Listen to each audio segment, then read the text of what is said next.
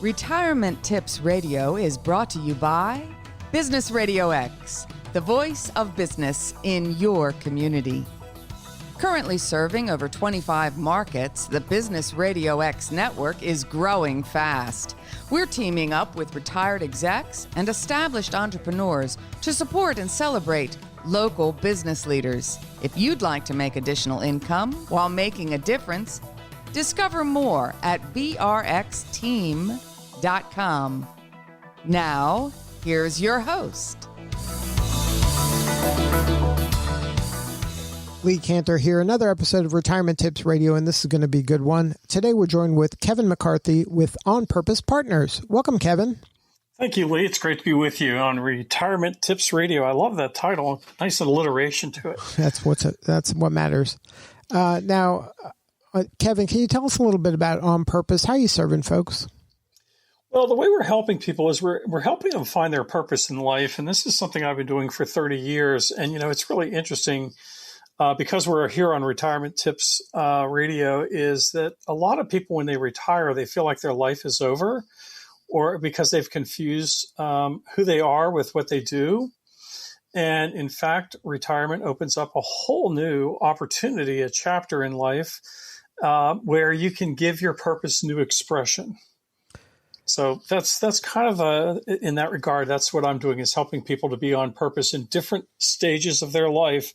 Even though their purpose stays the same throughout, the expression of it will go through different transformations as well as it touches every area of life, not just the work life. Yeah, I agree 100%. In this show, we spent a lot of time talking about the financial side of that because that's a kind of a pressing thing in front of people on a day-to-day basis. But I think that if you neglect the purpose part and the why you're doing what you're doing and saving what you're saving, I think you're missing out a lot of what can be a really successful retirement if you play your cards right. That's absolutely right. I mean, in that regard, I've seen, and the other part of it, is I've seen some people who retire and maybe they haven't done a very good job of planning and everything, but suddenly they sort of are freed up from kind of the grind of life and they start something that they are just passionate about. And that takes off because I really do believe that a lot of times, so there's, if you haven't planned well, there may be a recovery program for you where you can suddenly do extraordinarily well just simply because you're doing what you do best. And your heart is in it where, you might have done your 30, 35 years worth of work where you paid your dues, so to speak, you provided.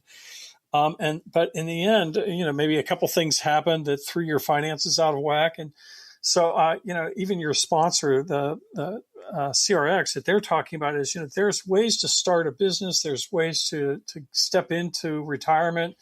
Whether it's full retirement from a career or actually kind of a new chapter is an exciting time to be alive because you have some freedom.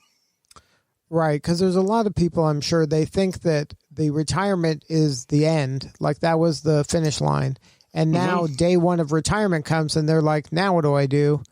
You got to fill each day, every day. And when you had your job, that was easy because that was filling your time. But now you got to kind of fill your time, and there's only so much golf most people can play or so much fishing they can do. There has to be a kind of a bigger why that gets you fired up to get up in the morning. Yes. And so, it's really interesting. You were talking about filling your time. And one of the things I like to do is talk to people about investing their time.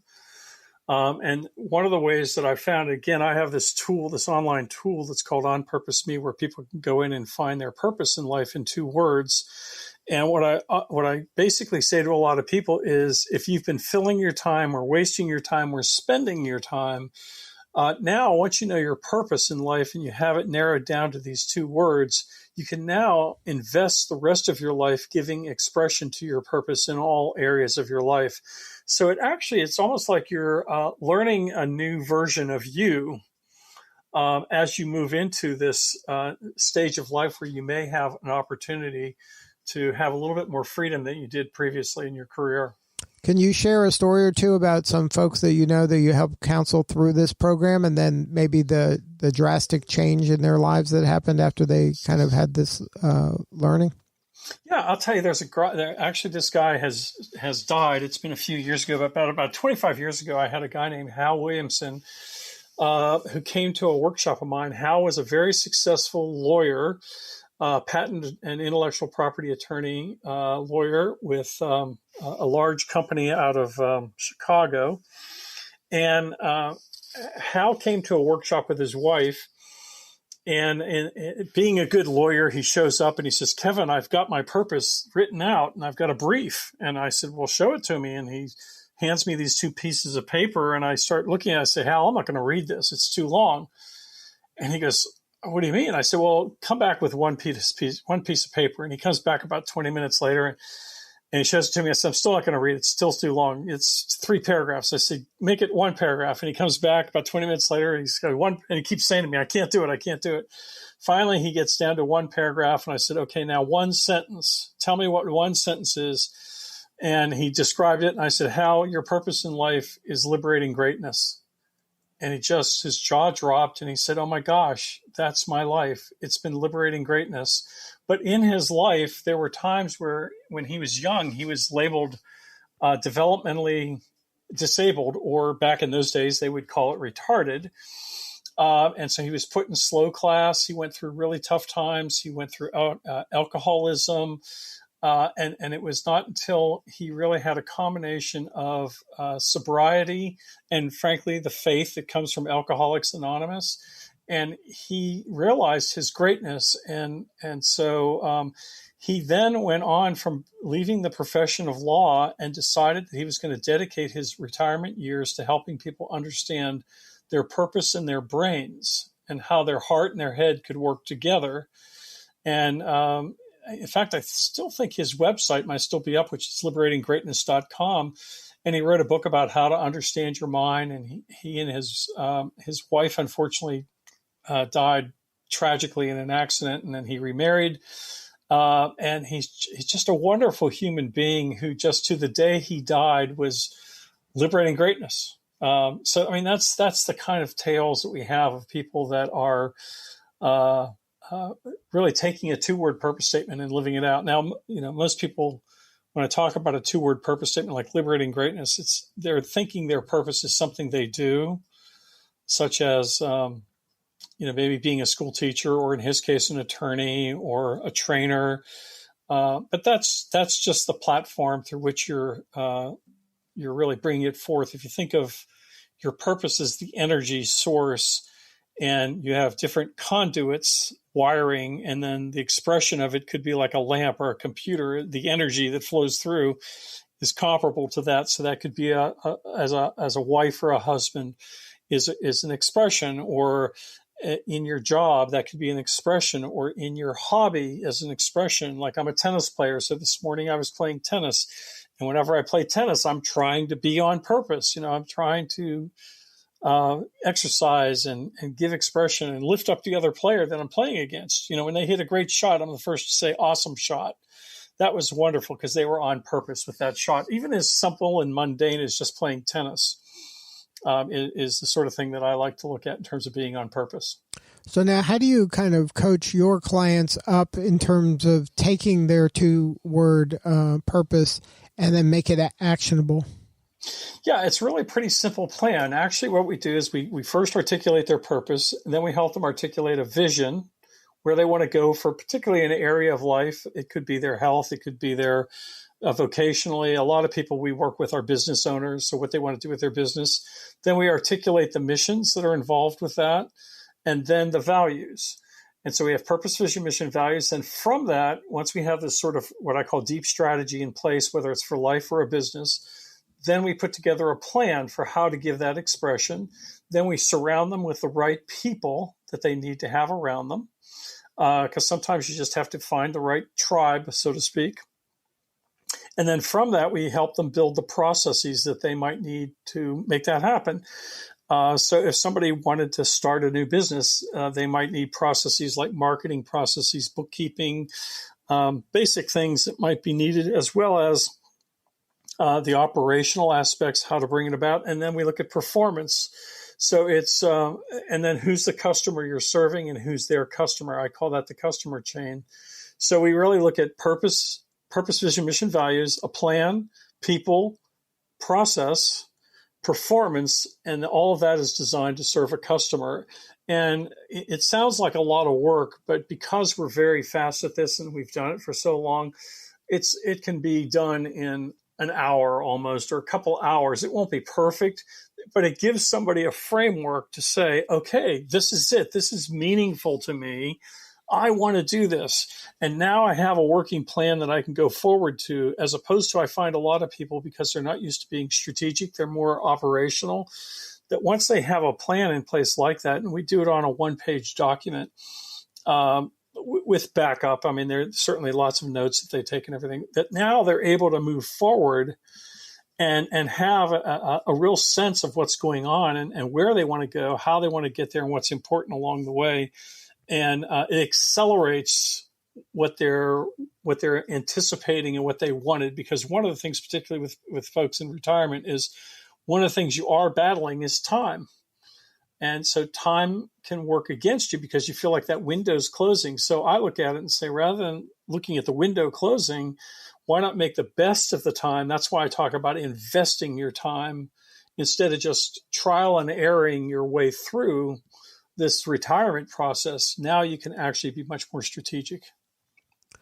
Now, is this something for like only wealthy people can do, or is this anybody can take principles of this and execute it no matter what their kind of financial situation is? Oh, we have extraordinary, my first book is called The OnPurpose Person, subtitled Making Your Life Make Sense. And in that book, it's soft cover on Amazon is like $15. And the OnPurpose.me tool is $9. So, for $24, you can know your purpose and you can have a book that's going to lay out a plan. And even with the book, there's a free download for people to do. The book itself gives a process. It's a story of a man walking through a process.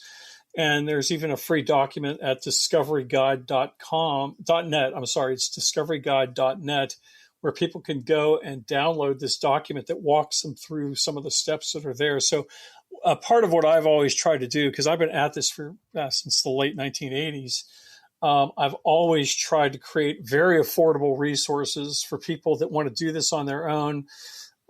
We also offer programs from time to time that are on Zoom. We have an 8-week program coming up that we do periodically. And then there's also the one-on-one. So that, depending upon where somebody's budget is and what their time is, what they can do, we've got the sort of the full spectrum of offerings. So now when you're working with younger folks and they're maybe they're not as clear on what their purpose is, does the same exercise work for them to get that clarity? Or is it like, do you find that people have this purpose at any age, it just might kind of show itself in different ways at different times? Well, exactly.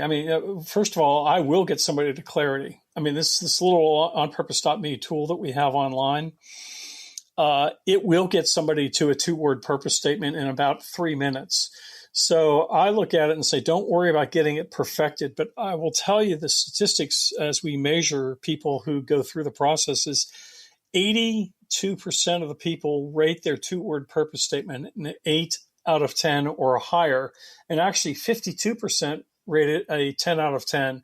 It's like, wow, that's me. It's like that liberating greatness, that Hal Williamson story I told you about, where he looks at it and goes, wow, that's me. Now, what do I do with that? And so I don't care whether somebody is 15 years old or 75 years old. We can help them know their purpose in about 3 to 5 minutes.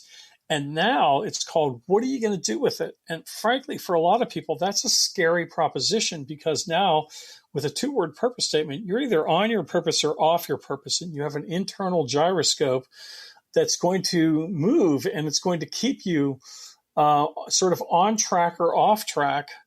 And now you have to sort of face some of your internal demons. And for some people, that can be a scary experience. And for other people, they look at it and say, finally, I'm free. So we're not counselors or therapists or anything like that. But by and large, what I find is we're trying to work off of people's sort of God-given purpose, their ability to give expression to that, and their willingness to explore who they are and why they're here, and really bring that to life, and face the obstacles, because we all have obstacles. We all have fears. We all struggle with time management. We all struggle with doubts, and we all struggle at some level with the physical reality of it's, life is difficult, whether it's health issues, COVID. I mean, right now, there's just the physical world is designed to decay us. And so we have to work against the gravity of decay in order to lead our lives in a way that is on purpose or productive, hopeful, positive attitudes, investing your life as opposed to spending it or killing time, or as you called, filling time. There's so much better that we can do. And frankly, it's a much easier way to live than the other way. But it takes a level of self-awareness to open your mind to that instead of just kind of, going through life on autopilot. Do you attract those people who already have a certain level of self-awareness, or can somebody who maybe isn't the most self-aware person hear what you're saying or open their mind up to what you're saying and kind of re-pivot their life according to what they have now learned? Here's what I've learned over the years, and the answer is yes and yes. It can be both. But what I've generally found is most people come to a point in their life where something happens. Maybe they get married. Maybe it's the birth of a child. Maybe it's the death of somebody near and dear to them. It's what I call a tough shift. You have to say it slowly. But they face a tough shift. And in the midst of that, they say, something's got to change in my life, or I want something better for myself, or I want something better for my family. It may be an external motivation rather than a deep internal motivation. But they have this awakening where something goes on. And in most cases, but they don't know what to do with it. In other words, if they've not previously had good mentoring or coaching, or have not read books, or had somebody speak into their life, because there's a lot of people that have had really bad people say and do really bad things to them, and they can own those things. Where I'm sitting there saying, wait a minute, you don't have to own that. You can own the best part of who you are, because by definition, your purpose is good. Every person has a purpose. There's a good part of you that we want to tap into. And the more you can focus on where you are functional, the more you're going to squeeze out that part where the dysfunction is just like a weed that's taking over. So my goal is to help strengthen those people and understand, wait a minute, you do have a purpose in life. You can invest your time in it, or you can just let it sort of rot away and become, what I call kind of bitter and angry. And bitter and angry is just a poison pill that you're giving yourself. And you will pay the price for that. And sometimes the price people pay for that may not be a pill that they're taking. It could be a drug. It could be an alcohol. It could be smoking cigarettes, or some sort of bad habit that's going to hurt their body, hurt their mind. And for other people, it could be, bad behaviors with other, extramarital affairs, or all sorts of things that we do to get ourselves into trouble. And again, this is not about perfection. Believe me, I'm a broken vessel trying to the best I can to share with other people some of my lessons.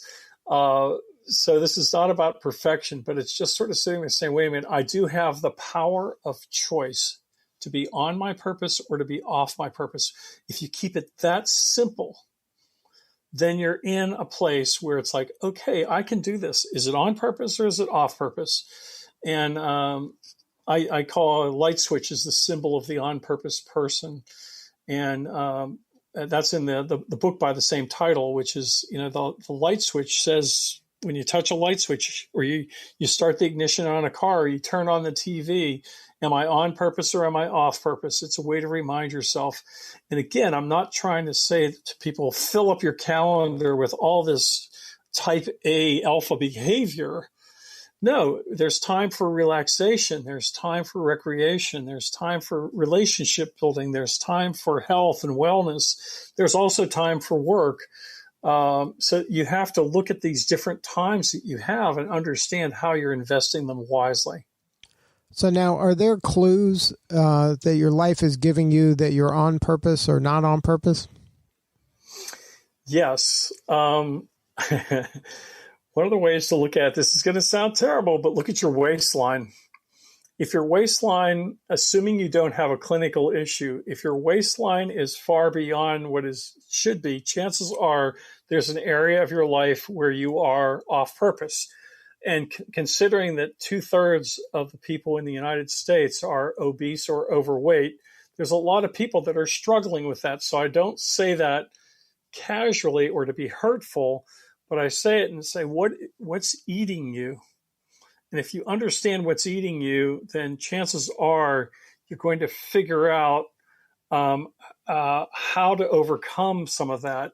And so that's a clue. Another clue is just check your attitude. I mean, do you feel, you take a lot of things personally? I mean, we're in such a political arena today where people can take their politics so personally. And are you able to distance yourself and maintain sort of a professional distance and say, wait a minute, that's that, and I'm me? And it's kind of like the story of God's little green acre. You've got your space on this planet, and you want to make that little green acre that you have flourish. And yes, the world around you may be doing some harsh things, but if you assume that your identity is wrapped up in things outside of yourself instead of within your own being, then you're struggling. I think that the seminal work on that is Viktor Frankl's book, Man's Search for Meaning, where he was a Jewish prisoner in a Nazi concentration camp, and he was a psychologist, and he recognized that even in the most harsh of circumstances, that you could not take away people's freedom of choice in their mind, what they could do with their mind. And even though the circumstances were awful, and he found that people whose mind and saw choices and saw freedom, even in the midst of those circumstances, were the ones that tended to survive the concentration camp. And as soon as somebody lost that mindset or lost that hope, they were quick to perish. And so in much the same way, we're not in as extreme, most of us are not in such extreme circumstances, but we are still in a prison in many ways of our own creation. And so again, if you don't have joy in your heart and a sense of peace in your spirit, then that's another indication that you're off purpose. I think that that's an excellent point in terms of it's obvious. And if you focus on what you can control, you tend to be a lot healthier and happier. And that if you can kind of release some of the stuff that's outside of what you control, life doesn't have to be as hard. Amen. Yeah, absolutely. Very wisely. Now, if somebody wanted to learn more about On Purpose and get a hold of some of those materials, what's the website? It's real simple. It's onpurpose.com. Doesn't make it much easier than that, does it? No excuses. Everything's there, onpurpose.com, with or without the hyphen. You can do it with on-purpose or just onpurpose.com. Well, Kevin, thank you so much for sharing your story. You're doing important work, and we appreciate you. Thank you, Lee. All right, this is Lee Cantor. We'll see you all next time on Retirement Tips Radio.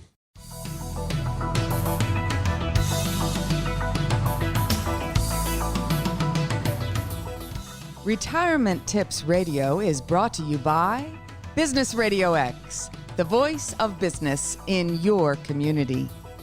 Currently serving over 25 markets, the Business RadioX network is growing fast.